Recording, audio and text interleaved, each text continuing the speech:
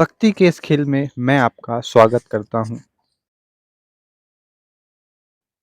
आज हम ये बात करेंगे, ये सच्चाई निकालेंगे कि क्या एजुकेशन सिस्टम सच में कमज़ोर हो गया है इंडिया का? क्या सच में ये इतना कमज़ोर है कि आज ये लोगों को सक्षम नहीं बना सकता?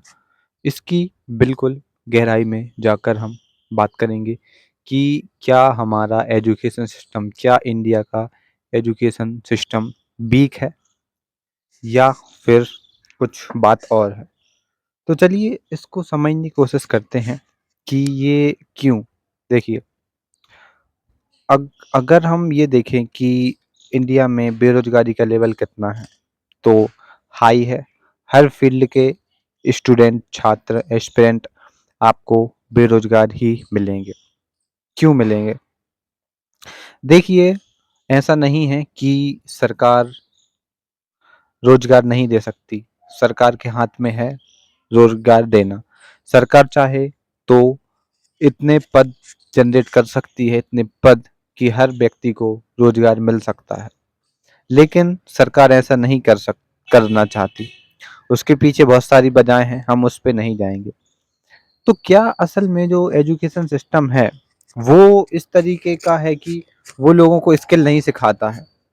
हाँ, चलिए यही हम बात करते हैं।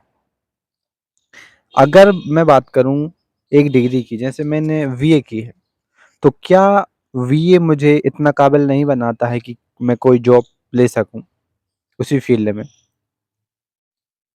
मुझे नहीं लगता कि बीए आपको करने के बाद बैड फ़ील होगा। लोग अक्सर यही बोलते हैं कि बीए हो गया, है ना? और कॉमर्स हो गया, ये ऐसे सब्जेक्ट हैं जो आपको कुछ नहीं सिखाते हैं। या फिर लोग ऐसे कोट करते हैं कि आर्ट्स जो सब्जेक्ट है वो तो आपको कुछ भी नहीं सिखाता है, या जो हमारा एजुकेशन सिस्टम है उसमें डिग्री लेना कोई मायने नहीं रखता है, स्किल नहीं सिखाई जाती है। चलिए अब रियलिटी समझते हैं। जब मैं अपने कॉलेज में था, ठीक है, तो हमारे जो मास्टर्स होते हैं, एमए होता है, उसमें 4 सब्जेक्ट रहते हैं आपके 1 सेमेस्टर में। तो अब जो आपके 4 सब्जेक्ट हैं, हर सब्जेक्ट के लिए आपको एक अलग टीचर की ज़रूरत रहती है। लेकिन हमारे कॉलेज में मात्र 2 टीचर थे, वही दोनों सब्जेक्ट को पढ़ाते थे। अब ठीक है, उसके बाद आप देखिए कि वही जो विभाग होता है, जैसे राजनीति विभाग, उसको सँभालते थे, बाकी एक्टिविटीज़ को सँभालते थे। कभी इमरजेंसी आ जाए तो वो भी सँभालते थे। तो आप देखिए कि एजुकेशन सिस्टम में केवल 2 लोग कितना कुछ सँभाल रहे हैं। तो अव्यवस्था नहीं आएगी तो क्या होगा? और ये चीज़ केवल एक ही जगह पर नहीं है। अगर आप देखें भोपाल के जो टॉप कॉलेज हैं, जो नॉन टेक्निकल कॉलेज हैं उनकी बात करें, तो उनमें भी हमें यही देखने को मिलता है कि अव्यवस्थाएँ हैं। स्टूडेंट यही बोलते हैं कि इसमें पढ़ाई नहीं होती है, बस एडमिशन ले लो और हो गया, आपको डिग्री मिल जाएगी। लेकिन ये आधा सच है। देखिए, डिग्री का मतलब ये नहीं है कि वो आपको जॉब सिक्योर करेगी, नहीं। डिग्री का सिंपल मतलब ये है कि आप अपने आप को समझ सको, अपना पोटेंशियल जो अपनी क्षमता है उसको यूज़ कर सको और एक समझदार व्यक्ति बन सको। और ये चीज़ें ज़रूरी नहीं है कि आपको किताबों से मिले। इसके लिए आपको स्वयं को प्रयास करना पड़ेगा। हाँ, हम मानते हैं कि बहुत सारी कमियाँ हैं हमारे सिलेबस में भी। जैसे कि हम देखते हैं कि अभी भी बहुत सारी ऐसी चीज़ें हैं जो स्कूल कॉलेज लेवल पर बच्चों को रटाई जाती हैं, पढ़ाई जाती हैं, जिनका असल जीवन में कोई भी महत्व नहीं है। किसके लिए? जो उस फ़ील्ड का है। जैसे एक आर्ट्स का बच्चा है,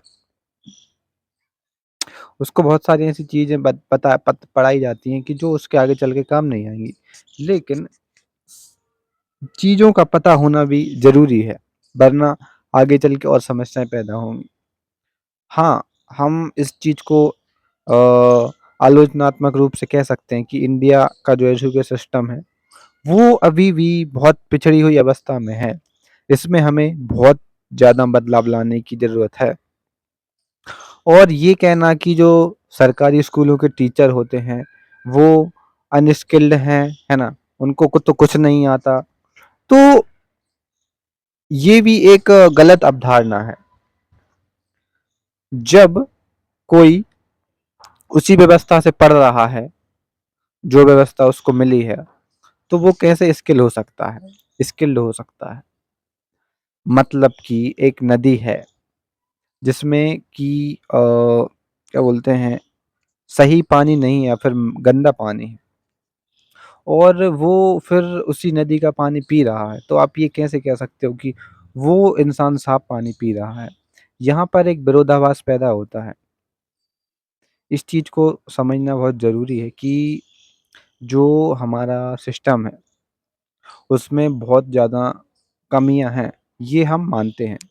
हाँ, लेकिन ये कहना कि हमारा जो डिग्री सिस्टम है वो बेकार है, डिग्री आपको नौकरी नहीं देती। देखो, अपने मन से ये बात निकाल दो कि डिग्री आपको नौकरी कमा के देगी, रोटी कमा के देगी, बिल्कुल नहीं देगी और ना ही देना चाहिए।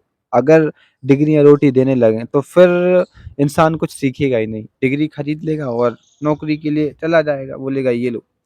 तो असल में जो चीज़ है वो है स्किल। अब हम बात करते हैं कि क्या हमारा एजुकेशन सिस्टम स्किल्ड बेस है या फिर नहीं। स्किल का क्या मतलब है? देखो, स्किल हर इंसान के लिए अलग-अलग हो सकती है। जैसे कि कोई कंप्यूटर में अच्छा बनना चाहता है, कोई इंग्लिश में अच्छा बनना चाहता है, कोई हिंदी में अच्छा बनना चाहता है, कोई राजनीति में अच्छा बनना चाहता है।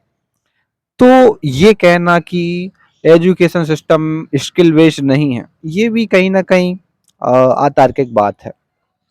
क्योंकि जैसे आपने चुना है विज्ञान, तो आपकी रुचि विज्ञान में है, तो आपको विज्ञान के क्षेत्र में ही स्किल्ड होना पड़ेगा, कौशलपूर्ण होना पड़ेगा। और स्टडी का मतलब ये है कि ये आपको बेसिक चीज़ों से अवगत कराएगा। डीप में अगर आपको जाना है, तो आपके प्रयास ही महत्वपूर्ण होंगे, और ये चीज़ केवल इंडिया में नहीं है, हर कंट्री में है ना? तो ये चीज़ हमें समझनी पड़ेगी कि हाँ, एजुकेशन सिस्टम में लूप होल्स हैं, कमियाँ हैं, बहुत ज़्यादा कमियाँ हैं, जिनको सुधारने की ज़रूरत है। लेकिन उसी के साथ-साथ हमें ये भी मानना पड़ेगा कि हम स्वयं प्रयास नहीं करते हैं। अक्सर हम कॉलेज में देखते हैं, लड़के-लड़कियाँ किस तरीके की गतिविधियों में संलग्न होते हैं, कितनी वो अटेंडेंस करते हैं, कितनी पढ़ाई करते हैं, कितना सीरियस होके क्लास को लेते हैं।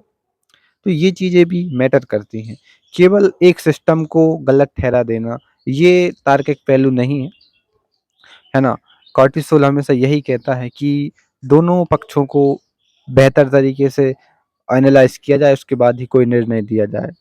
हाँ, खुद में सुधार ज़रूरी है और सिस्टम में भी सुधार ज़रूरी है। तो इसके लिए आपको आवाज़ उठानी पड़ेगी, ना कि ब्लेम गेम खेलना पड़ेगा। ब्लेम गेम कभी भी आपको आगे नहीं बढ़ने देगा। एक दूसरे चीज़ों पर ब्लेम डालना बंद कर दीजिए और अपने आप को उस स्तर पर ले जाने की कोशिश कीजिए, जहाँ पर आप असल में होना चाहते हैं। इससे मतलब नहीं पड़ता कि आपको स्टडी के थ्रू वो स्किल मिले या फिर आप खुद सीखें। एट द एंड आपको स्किल ही सीखनी है या फिर आपको उस क्षेत्र में पारंगत होना ही है, तो प्रयास तो आपके ही रहेंगे। तो मैं आपसे मिलता हूँ नेक्स्ट वीडियो में। शुक्रिया।